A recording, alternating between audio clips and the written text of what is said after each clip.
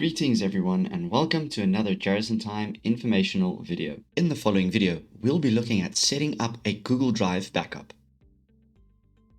Please note that before the steps in this video can be followed, there may be setup steps required in Google Drive. For these steps, please visit the Jarrison Systems website and go to the knowledge base articles and search for Google Drive, then follow the steps given. Once we are in the software, we'll head over to the menu bar and click on Setup and then System Configuration. In the new window that has appeared, we'll click at the top on the Engine tab. From there, we'll look at the Cloud Backup options at the bottom. Once here, we will then enable the Cloud Backup and then make sure that we have selected the Google Drive option.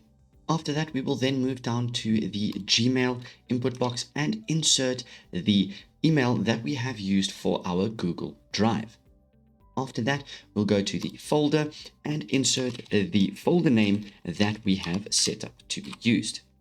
Once done, we can then click on the Test Cloud Backup button. System will then indicate if it was successful or not. In our case here, it is. We can click on the OK button.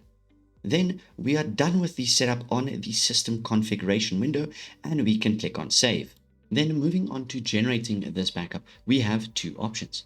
Either we can generate it manually, or as the note under the Enable checkbox states, we can then set up a planned event to have the system generate it automatically. So let's look at those two steps.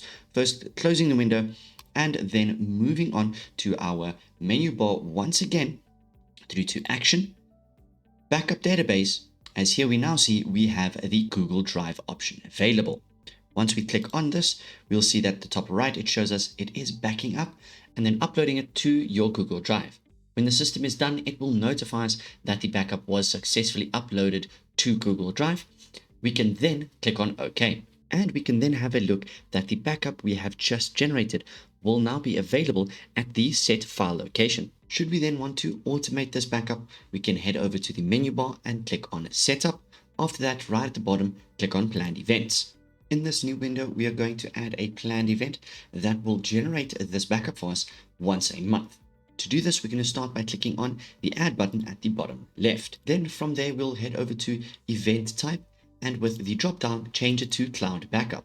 Then we have Start Time, where we can decide what time we want the planned event to get the backup started. After that, we have the Recurrence option, allowing us to select a monthly or a weekly recurrence. And in today's example, we're going to go for monthly, and we're going to set it then to the last day of the month.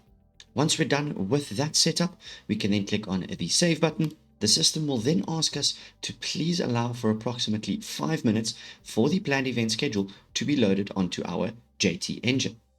We can then click on the OK button and the Close button and go on working with Jarrison Time. That will be all for the video. Thank you for watching and goodbye.